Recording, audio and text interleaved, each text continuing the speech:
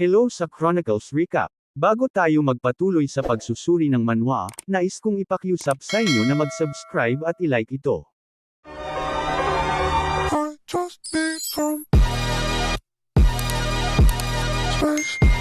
Sa nakaraang sa Chapter 15, naiinis si Lily sa ating bida, dahil sa pagdakip sa 18, na babaeng miyembro ng track and field. Hindi lubos maisip ng ating bida na ang kanyang ginawa ay isang kasalanan na maaaring magdulot ng malaking problema sa kanila, dahil dadating ang maraming mga pulis at mga reporter sa kanilang eskwelahan. Sa unang panel, nagpakilala na si Rin Fukuda sa mga kapulisan. Naging alerto si Ryuko nang sinabihan siya ng master niya tungkol sa gagawin ni Rin. Hindi alam ni Ryuko kung ano ang intensyon ni Rin sa kapulisan. Sinabi ni Rin na isa sa kanyang mga kaibigan, si Inui Masako, ay nawawala. Tumugon si Nakamura kung iyon lang ba ang dahilan kaya't nag-aalala siya para sa kanyang kaibigan. Ang layunin ni Rin, ay iset up ang ating bida sa mga pulis upang siya ay mapagbintangan. Hindi makalimutan ni Rin, ang ginawa ng ating bida sa rooftop kaya gusto niyang gumanti sa ating bida. Sinabi ni Rin, nang oras na wala si Masako, pumunta sila sa kanilang club room, kaya si Masako at si Rin ay nagpunta sa sariling nilang club room dahil magkaiba sila ng club.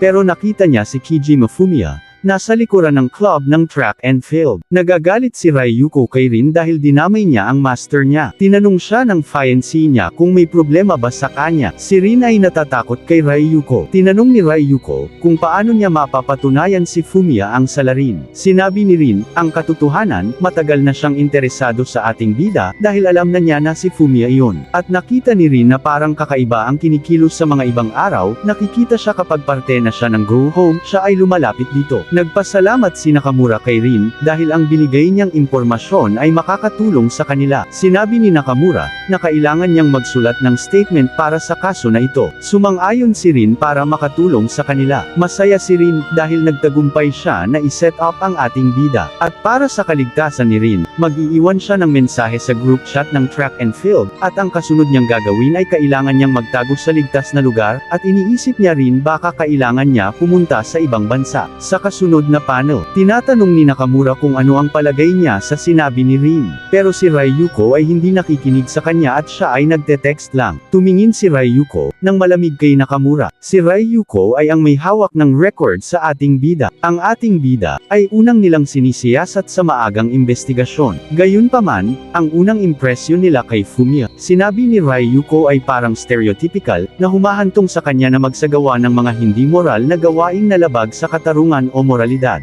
Humihingi ng tawad si Ryuko sa master niya, dahil nasaktan siya noon. Sinabi ni Nakamura, na siya na ang bahala mag-lead at tinanong niya kung mayroon siyang contact number ng ating bida at binigay ito ni Ryuko. Sinabi ni Nakamura, na sa panahong ito, ang ating nalalaman ay bitin pa. Tungkol sa dalawang miyembro ng track and field, na hindi biktima sa araw ng krimen, sinabi nila na nahuli sila sa oras na nakarating sila sa club, sinabi nila ay nakasarado. Pinakita ang timeline sa panangyarihan ng krimen, at sinabi nila na ang dalawang miyembro ng track and field ay nakakapagduda, dahil sinabi nila ay, nakasarado ang club room nila, at may sinabi ng witness nila si Rin, kasama niya, ang kaibigan pumunta sa club nila, at sinabi niya nakaaligid si Fumiya sa track and field, at sinabi ni Teruya ay pumunta sa club room, at sinabi niya ito ay nakasarado na. Lahat ng mga testimonyang natanggap nila hanggang ngayon pinalagay nilang totoo. At sinabi ni Nakamura, sa lahat ng miyembro ng track and field ay pumasok sa kanilang silid.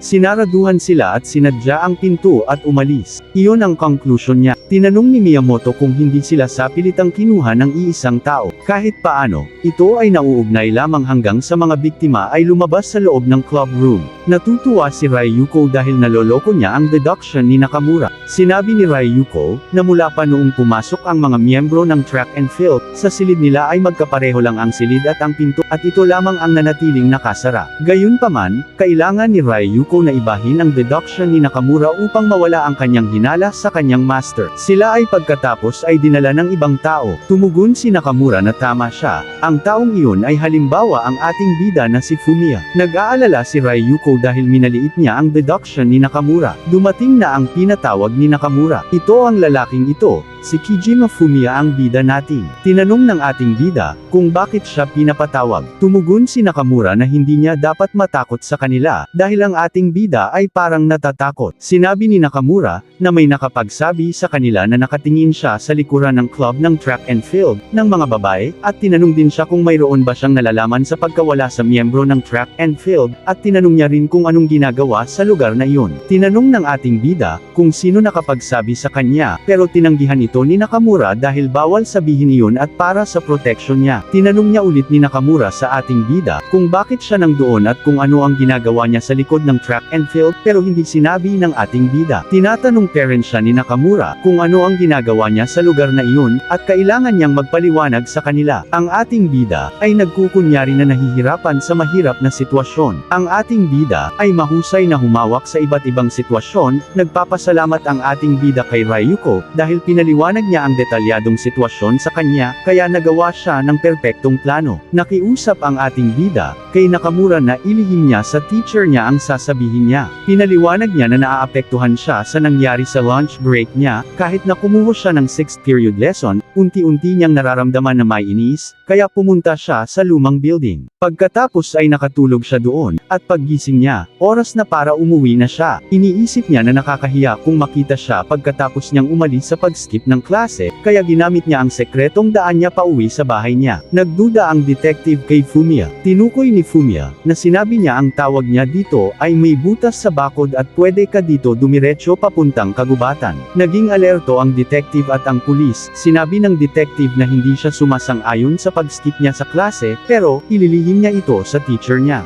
Dahil doon kinumpirmahin nila, pero tataka si Nakamura kung bakit ang ating bida ay natatakot habang sinasabi sa kanila iyon. Kinumpirma nilang totoo ang sinabi ng ating bida, pagkatapos nilang makita ang lagusan papuntang kagubatan at makikita rin ang mga footprints ng ating bida na nagpapatunay na talagang umalis siya sa eskwelahan. Ginamit ng ating bida, ang though to pass through the fence. Pagkatapos makatanggap ang ating bida ng tulong kay Ryuko, humingi siya ng tulong sa kaibigan niyang demonyo na si Lily. Dahil doon, sa sandaling nilang kinumpirma ng pulis siya ang pagkakaroon ng lihim na daanan, at kinumpirmahin na tunay na itinayo iyon. At dagdag ng ating bida, siya ay nag-iwan ng gamit ng mga miyembro ng track and field, sa loob ng kagubatan, ito ay inanakaw niya sa miyembro ng club members. Biglang sinabi na ng detective na hindi niya naitindihan ang ating bida, ngunit may gusto siyang itanong sa ating bida. Sinabi niya sa ating bida matapos niyang lumabas ng klase pumunta siya sa lumang building. Nahuli ang ating bida dahil sinabi ng detective na bakit siya kaagad na bumalik sa bahay niya. Nagulat si Fumiya na napakatalino ni Nakamura. Iniisip ng ating bida na lahat ng sinabi niya ay 100% na hindi totoo. Sinagot ng ating bida, dahil pakiramdam niya ay gusto niya lang umalis, at sabi niya ganun ang ginagawa ng mga tao diba, ang ating bida ay sinubukan dagdagan ang ginawa niyang kasinungalingan. Ang detective ay naguguluhan sa sinabi ng ating bida, dahil sa narinig ni Nakamura sa ating bida, pinabalik niya ito sa klase niya at dahil sa kanya ay nakakuha sila ng bagong impormasyon. Dahil doon hindi na masyadong paghihinalahan ng ating bida, dahil sa ginawa niya, o kaya baka pwede ito makagulo sa investigasyon nila. Kinausap ni Nakamura, si Ryuko sinabi niya na kung pwede daw siya pumunta sa apartment niya. Si Ryuko ay nangdidiri sa kanya, dahil sa hinawakan siya ng kamay ni Nakamura. Si Nakamura ay nasa isang hotel dahil malapit sa istasyon nila at sinabi ni Nakamura na magiging masaya siya kung mananatili siya sa apartment niya. Humingi ng paumanhin si Ryuko kay Nakamura. Sinabi ni Ryuko, na kailangan niyang protektahan ang babae sa apartment niya dahil sa paglalala ng problema sa media. Tumugon si Nakamura, dahil walang magiging problema kung mananatili din siya sa iisang silid. Tinanggihan pa rin ito ni Ryuko, dahil ayaw niya papasukin si Nakamura. Cut sa ibang eksena, nakarating na sila ni Ryuko at Kurosawa sa tinutuluyan niya. Humingi ng paumanhin si Kurosawa sa pag-aabala dulot sa kanya. Habang bubuksan pa lang ni Ryuko ang pintuan niya, naging alerto siya dahil hindi nakasarado ang pintuan niya. Bumungad ang isang babae na natutulog na walang suot. Tinanong ni Kurosawa kung sino ang babae na natutulog. Kilala ni Ryuko, yung natutulog na isang babae. Sinabi ni Ryuko ang nakikita niyang babae ay nakababatang kapatid niya. Hindi inaasahan ni Ryuko na dadating ng maaga ang kapatid niya, sa araw ng pangdudukot sa miyembro ng track and field dahil sa sinabihan siya ni Lily. Si Ryuko ay may gustong sabihin sa demonyo at sa ating bida na nagdalamhati, sa pagkawala ni Kurosawa. Tumuugong si Lily na babalik rin siya kay Fumiya kaagad. May naisip si Ryuko, kung pwede magsilbing kapalit ni Kurosawa ang kapatid niya. Tinanong ni Lily kung okay lang sa kanya. Sinabi niya ang kapatid niya ay kahit nakahalaga upang ang master niya ay magiging masaya at dumami ang babae niya. Sinabi ni Lily na, sasabihin niya lang kay Fumiya at siya ay umalis na. Balik sa kasalukuyan.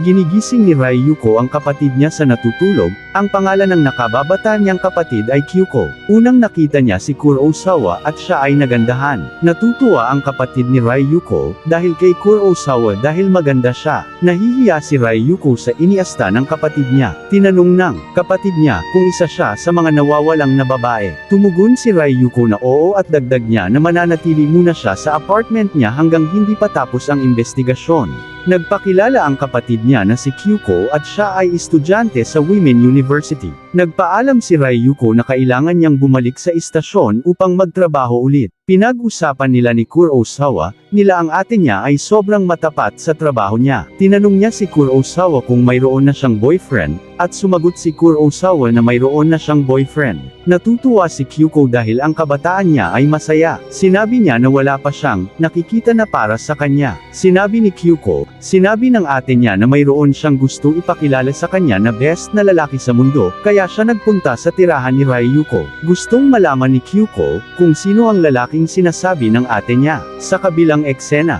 kasama ni Fumiya si Masaki maligo sa bathtub. Tinanong siya ni Masaki kung okay lang siya. Sa naaalala ni Masaki, na nagdesisyon ang ating bida na maging conversation king. Sinabi ng ating bida na confinement iyon. Yinakap niya ang ating bida, dahil masaya siya dahil naging under siya sa kanya, at siya ang magdadala sa hindi makatao at nakakasuklam sa mga babae sa club. Tinanong ng ating bida, si Masaki kung gagawin niya iyon na nakakasuklam na bagay na para sa kanya. Sumang-ayon si Masaki para sa minamahal niya ay gagawin niya iyon. Sinabi ni Masaki na nasaktan siya nang linoko niya siya, na nang pagbubuntis niya ay kasinungalingan pala iyon. Sinabi ni Masaki kung pwede nilang ipagpatuloy ngayon habang naliligo sila. Cut sa eksena kung nasaan nakakulong ang miyembro ng track and field. Sila ay hirap na hirap sa pagkatali nila. Tinatanong ni Shimo kung kamusta ang tubig nila, at dagdag niya ni tinatanong niya kung hanggang kailan sila mananatili sila sa madilim na silid. Sinabihan niya ang mga miyembro na kailangan nila mag-relax. Habang nag-uusap sila may portal na lumalabas. Ang nakikita nilang ang babae na nagkotikip ang mukha na saan-saan sumusulpot. Si Torture ay palaging nag-iiwan ng tubig sa kanila at pagkatapos ito ay umaalis. Dahil doon kaya nakatali sila, walang silang pagpipilian kung paano uminom kaya parang silang aso uminom. Gusto malaman ni Shima kung sino ang babae iyon. Sinabi ni Moride na ang babae iyon ay hindi nagpapakita na tapusin sila. Nagbibiro si Shima dahil kung kailan sila mabubusog sa tubig. Ang captain nila ay nagagalit dahil sa pag-uugali niya dahil siya ay third year na. Biglang naging alerto sila dahil mayroon silang narinig at mayroon silang nakita na pintuan sa harapan nila. Nakita nila ang pintuan na iyon na hindi naglalaho kaya dali-dali silang gusto puntahan upang makalabas sa silid. Biglang nakita nila na nagbubukas ito ng kusa. Dumating si Torture at Frisha. Nagulat sila na dumating ulit si Torture, at kinagulat nila na may isang paparating. Ito ay isang babae na nakadamit na parang prinsesa. Ito ay si Masaki, binati niya ang lahat ng miyembro ng track and field. Nagpakilala siya na siya ang pinakaunang mistress ng Confinement King. Kinagulat nila si Masaki Haneda.